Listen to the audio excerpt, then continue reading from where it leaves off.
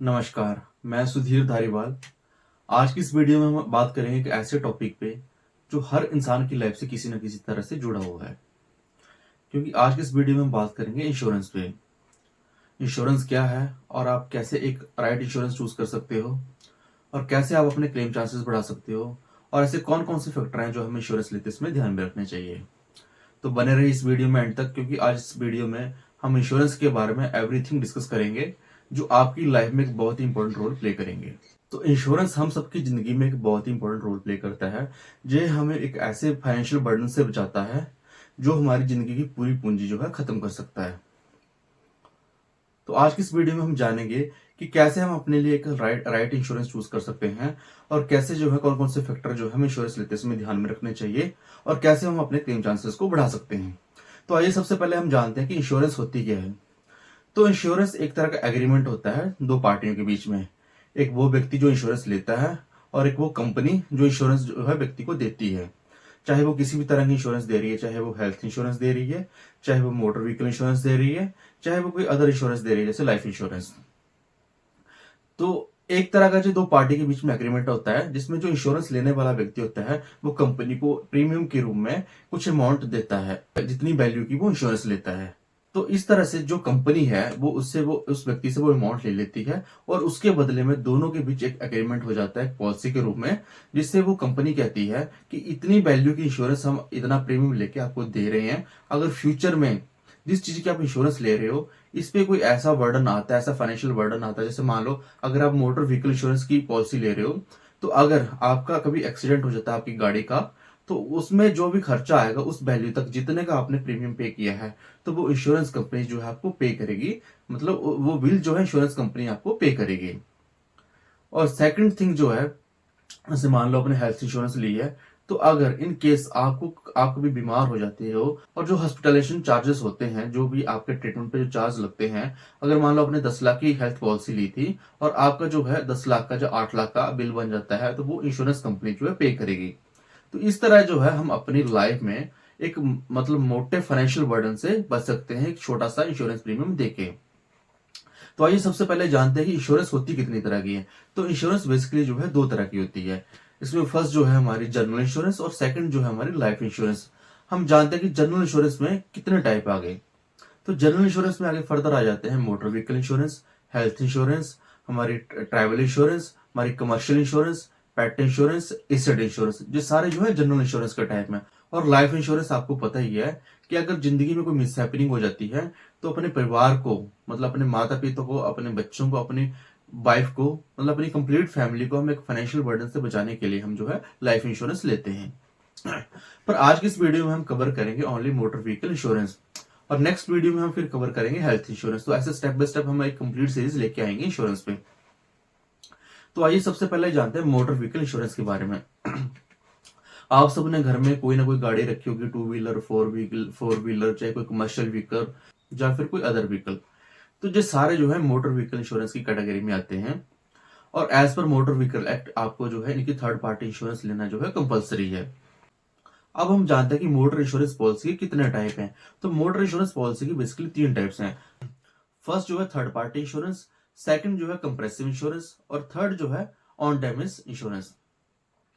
अब हम बात करते हैं थर्ड पार्टी की। थर्ड पार्टी पॉलिसी एक ऐसी पॉलिसी है जिसमें आप एक सिर्फ थर्ड पार्टी का प्रीमियम पे करते हो। गाड़ी से कोई एक्सीडेंट हो जाता है और किसी थर्ड पर्सन को कोई नुकसान हो जाता है या किसी थर्ड पर्सन के संपत्ति को नुकसान हो जाता है। जैसे मान लो आप गाड़ी चला रहे थे और आपकी गाड़ी जो है किसी से टकरा गई, किसी व्यक्ति से टकरा गई या किसी गाड़ी से टकरा गई और उसे कुछ नुकसान हो गया, जब व्यक्ति को जो है चोटें लग गई या फिर उसकी गाड़ी को कोई नुकसान हो गया या फिर गाड़ी जो है किसी के घर के साथ टकरा गई, उसके घर को कोई नुकसान हो गया, तो वो जो संपत्ति का नुकसान हुआ, जब व्यक्ति को चोटें लगी हैं, उसका हॉस्पिटल का बिल बनेगा या फिर गाड़ी को रिपेयर करने का जो बिल बनेगा या फिर घर को ठीक करवाने का जो बिल बनेगा, वो आपको जो है आपकी इंश्योरेंस कंपनी देगी, क्योंकि आपने वो थर्ड पार्टी इंश्योरेंस ले रखी है और उसके रूप में आपने कंपनी को एक प्रीमियम दे रखा है।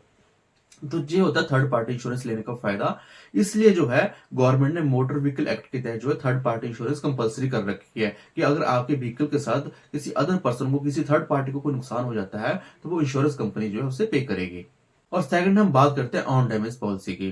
तो ऑन डैमेज पॉलिसी में क्या रहता है, इसमें थर्ड पर्सन को कुछ नहीं मिलेगा। अगर आपकी गाड़ी से कोई एक्सीडेंट हो जाता है तो थर्ड पर्सन को कुछ नहीं मिलेगा, बट आपकी गाड़ी का जो नुकसान हुआ है, जितने अमाउंट की आपने पॉलिसी ले रखी है, उतना अमाउंट जो है आपको इंश्योरेंस कंपनी पे करेगी आपकी गाड़ी को ठीक कराने के लिए। जैसे मान लो आपने 5 लाख आईडीवी की जो है इंश्योरेंस ले रखी है, तो उस अमाउंट तक गाड़ी को ठीक कराने के लिए इंश्योरेंस कंपनी आपको पे करेगी। अभी नेक्स्ट थर्ड जो है वो है कंप्रेसिव पॉलिसी। तो कंप्रेसिव पॉलिसी अगर हम दोनों को मिला दें, थर्ड पार्टी और ऑन डैमेज, तो ये बन जाती है कंप्रेसिव पॉलिसी। मतलब इसमें आपका थर्ड पार्टी भी कवर हो जाएगा और ऑन डैमेज भी कवर हो जाएगा। तो दोनों को मिला के बनते हैं कंप्रेसिव पॉलिसी। जैसे आपने देखा होगा, आप शोरूम से गाड़ी लेते हैं तो थर्ड पार्टी जो 3 साल की होती है, पर ऑन डैमेज जो है 1 ही साल की होती है। तो ऑन डैमेज जो है आपको 1 ईयर के बाद अगेन रिन्यू करवानी पड़ती है।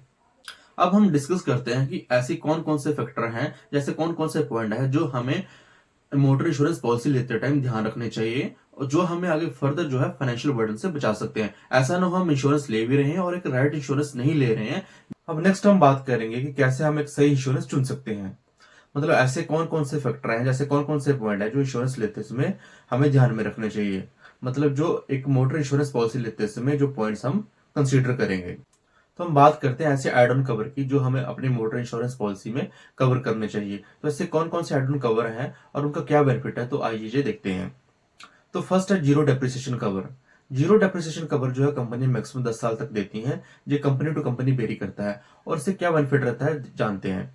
तो जीरो डेप्रिसिएशन कवर से क्या होता है कि मान लो अगर कभी आपका व्हीकल एक्सीडेंट हो जाता है, आपके व्हीकल को रिपेयर करने के लिए जो भी अमाउंट बनेगा, जो भी बिल बनेगा, वो इंश्योरेंस कंपनी पे करेगी। आपको सिर्फ उसके लिए जो है फीस देनी पड़ेगी जो 5,000 के करीब रहती है, या फिर जो है कंज्यूमेबल पार्ट के चार्ज देने पड़ेंगे। जैसे कंज्यूमेबल पार्ट जो आपके रहते हैं, जैसे स्क्रूज हो गए या ग्लास सीलेंट होगी, ऐसे छोटे छोटे कंज्यूमेबल पार्ट रहते हैं, उनका आपको चार्ज देना पड़ेगा और इंश्योरेंस की फीस देनी पड़ेगी जो 5,000 के करीब रहती है।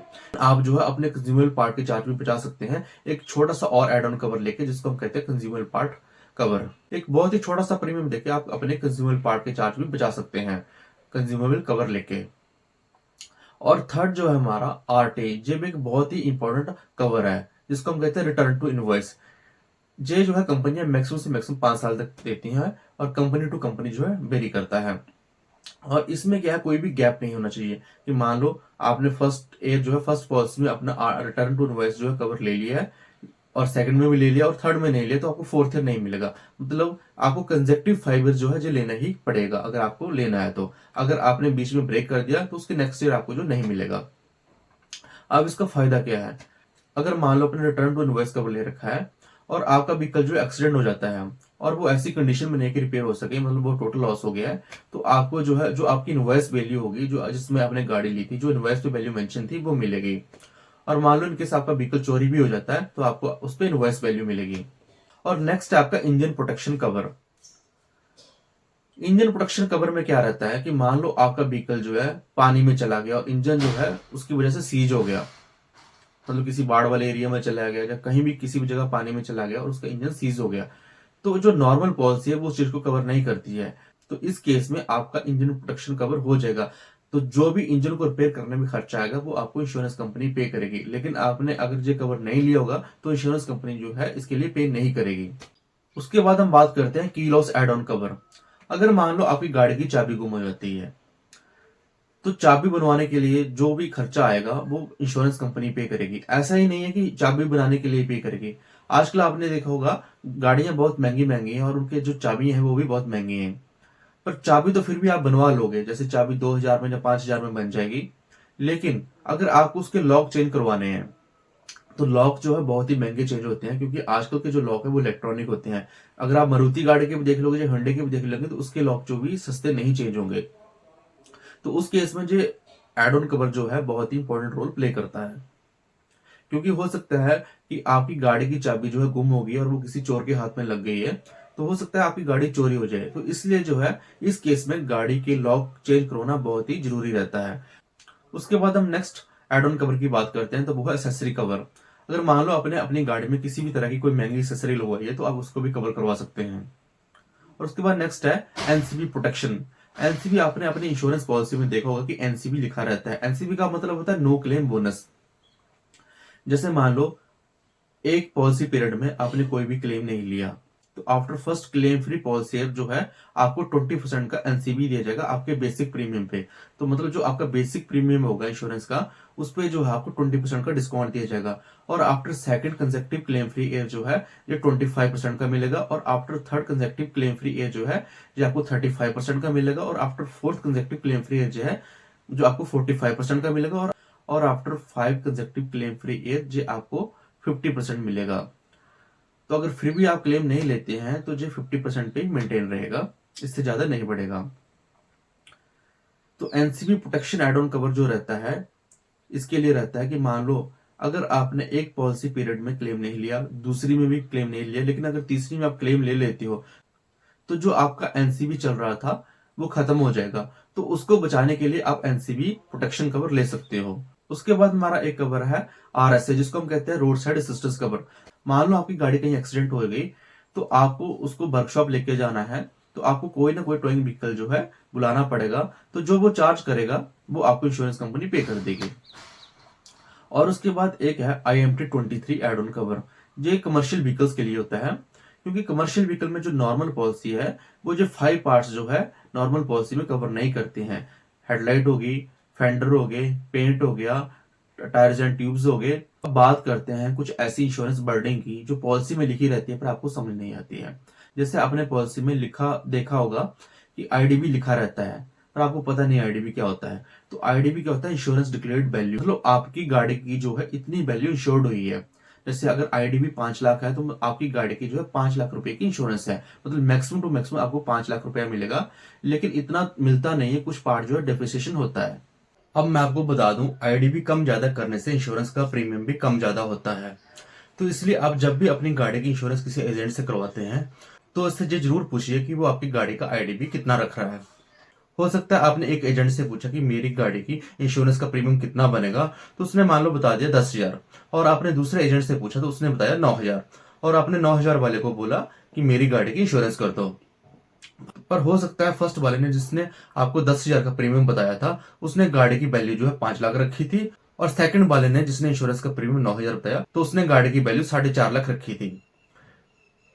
तो इंश्योरेंस करवाते समय आपको आईडीबी का ध्यान रखना है, क्योंकि आईडीबी जो है प्रीमियम में एक रोल प्ले करता है। तो कुछ एजेंट जो हैं बहुत ही चालाकी से आईडीबी कम करके कस्टमर्स को अट्रैक्ट करते हैं।